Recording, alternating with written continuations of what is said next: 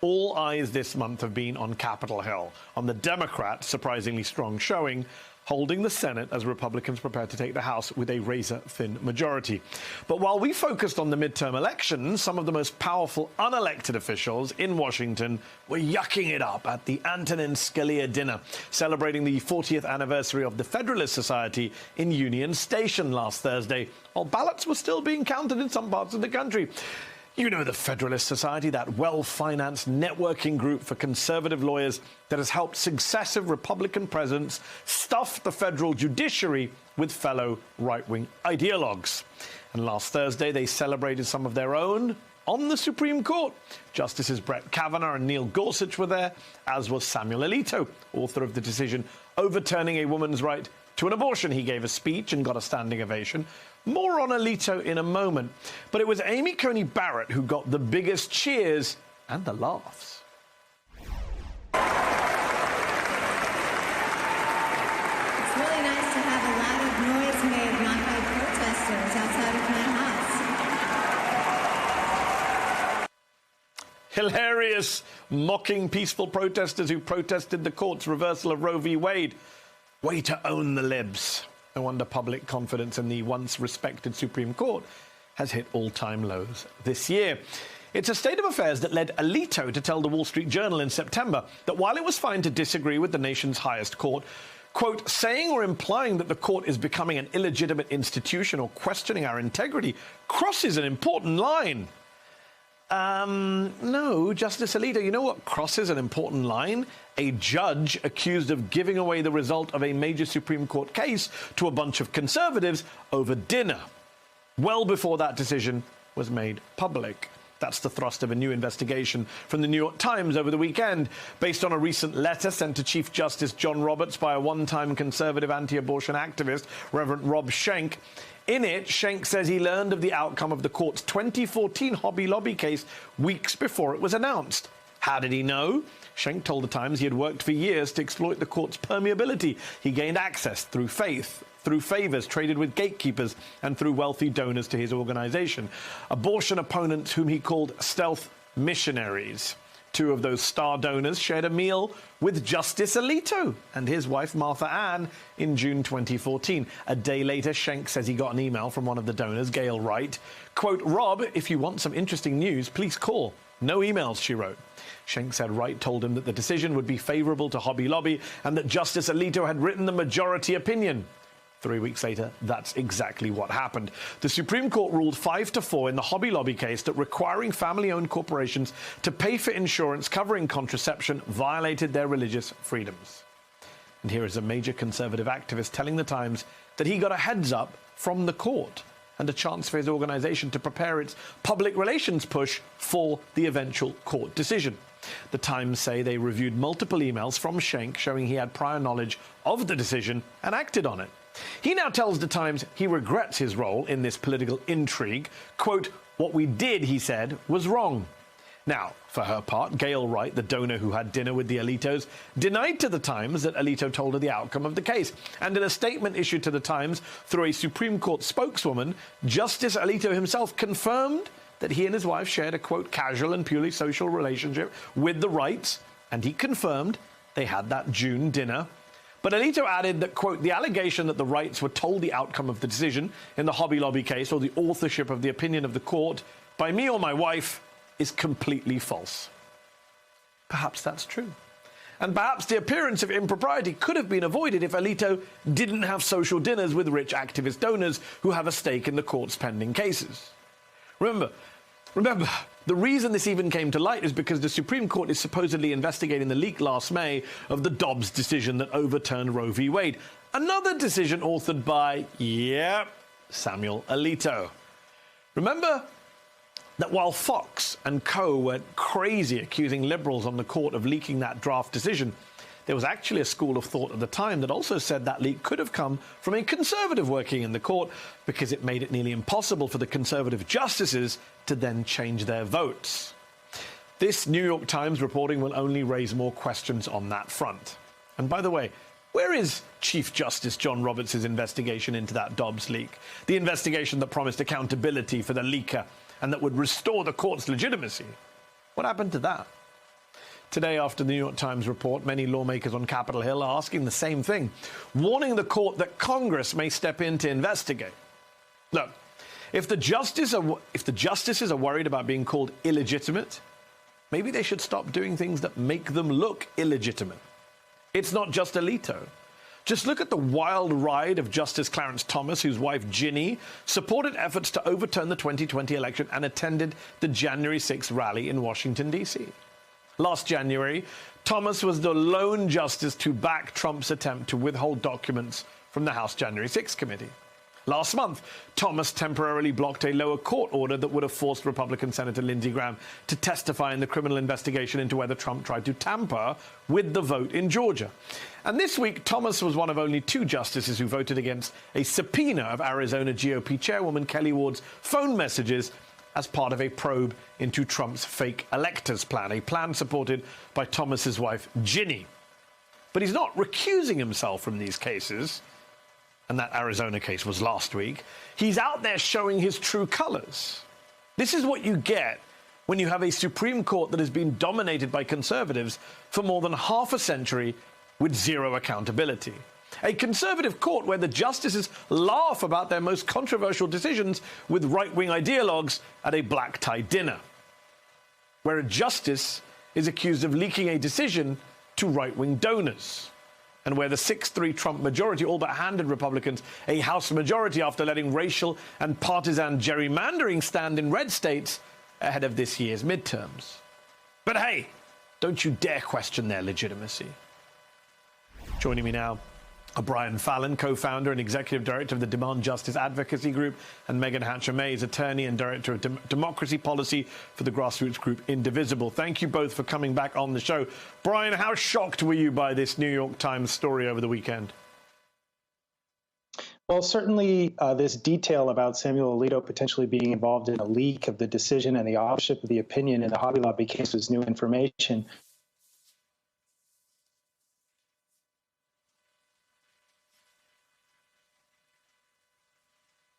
Oh, I think we just lost Brian. Brian. This is a group that's engaged. Oh, we got Brian. We just had a bit of a. Do you want to repeat what you said? Because we just missed what you said. Yeah, maybe what I was going to say is that the lobbying campaign that Reverend Schenk's group, Faith in Action, was engaged in is not new. That's been known for a while now.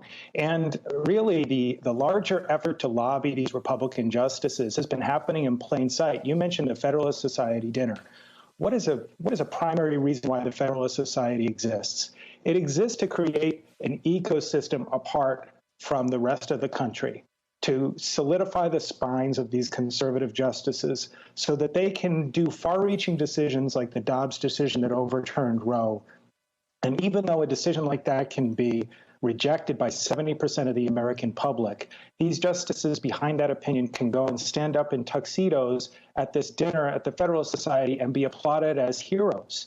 And so that dinner is really representative of a full-time, year after year lobbying effort that the Federalist Society is engaged in to give these justices the ammo and the confidence and the chutzpah to issue decisions that are going to be unpopular overwhelmingly with the public, but that makes them feel like they're doing the right thing with these hardcore partisan warriors that attend dinners like the Federalist Society Gala.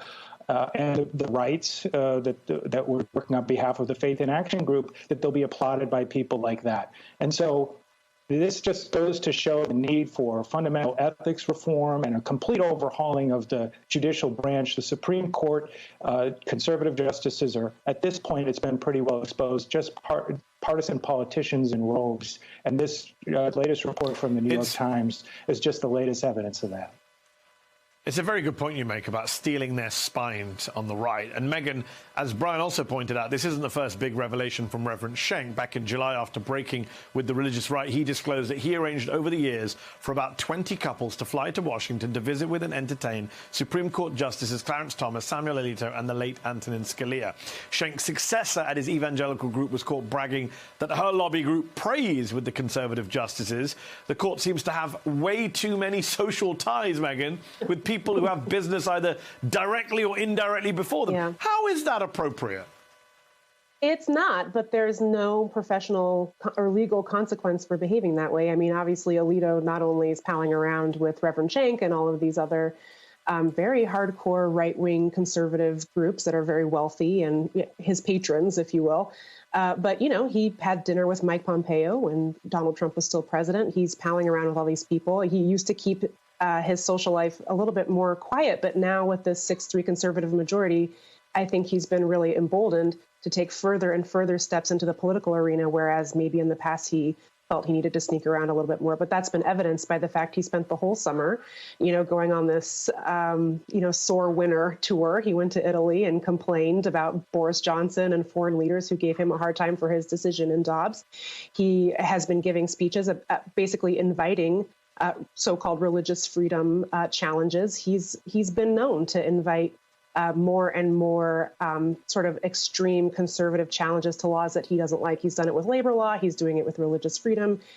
He's done it on democracy. So he's just not a particularly good person who is now emboldened with no consequences for his behavior. And here we find ourselves, just a couple months ago after the Dobbs leak, he said this is a grave betrayal for whoever leaked this. This was a grave betrayal of the Supreme Court. Meanwhile, he's been palling around and apparently doing this for years, leaking confidential decisions and stuff to his friends.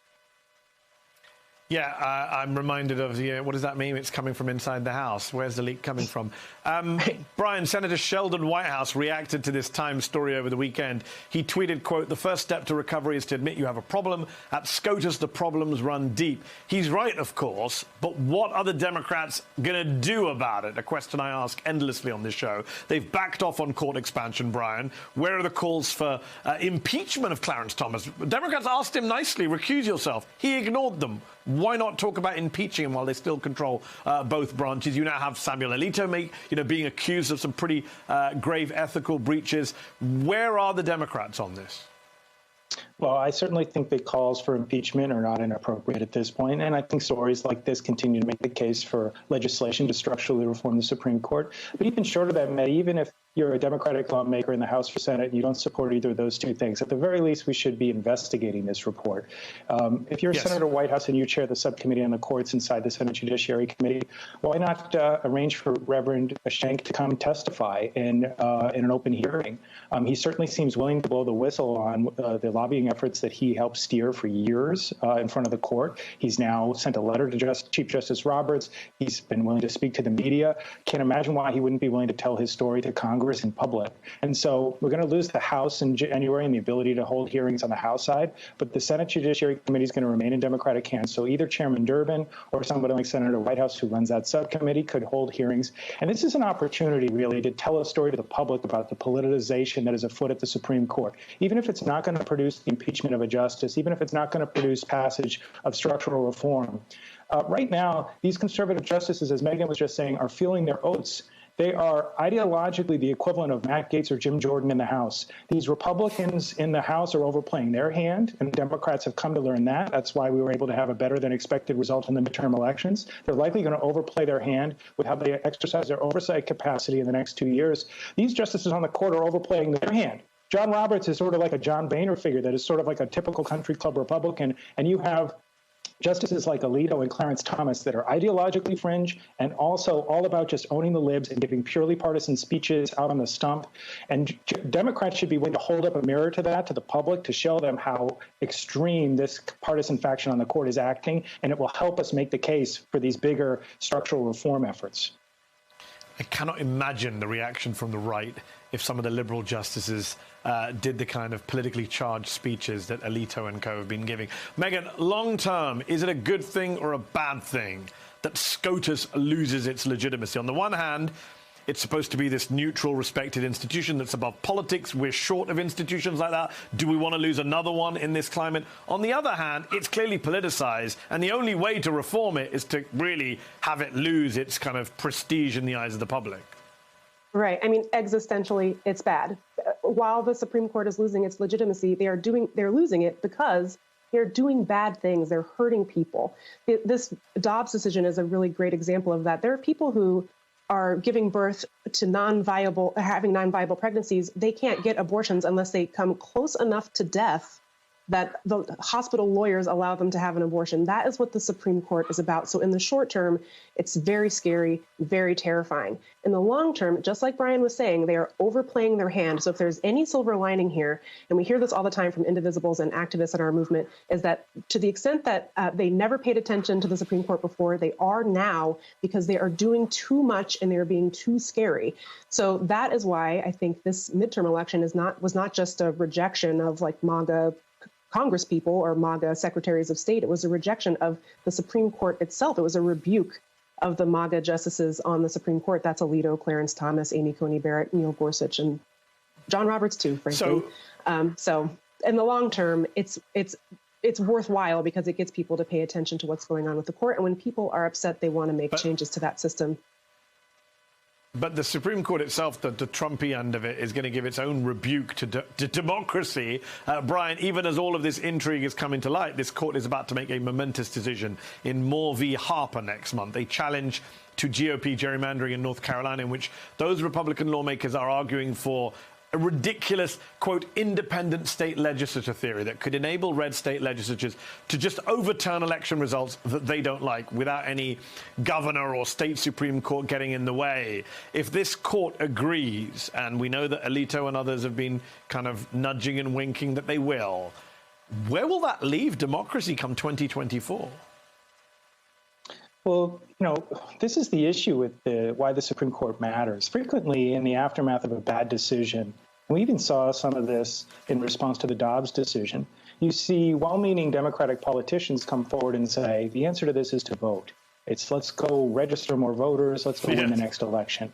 And that is sufficient but not necessary. And the reason why it is, it's necessary but not sufficient, I should say. The reason why it's not sufficient is because one of the projects that this Supreme Court is hell-bent on seeing through is ensuring that Republicans never lose another election. Part of the reason why the Republicans were able to flip the House is because they were aided by rulings from this Supreme Court, specifically 2 seats that should have been redistricted to have majority black representation. And the Supreme Court reached in and decided that it was going to leave those racist gerrymandered maps in place for the 2022 elections. And this upcoming case on the independent state legislature theory would be another opportunity for the Republican justices to help ensure that MAGA Republicans in state houses across the country have the opportunity to overturn the will of the people. And so we need, at the end of the day, a solution that deals with the court itself. Just winning elections will not be enough because this court is not content to let free and fair elections decide outcomes in this country.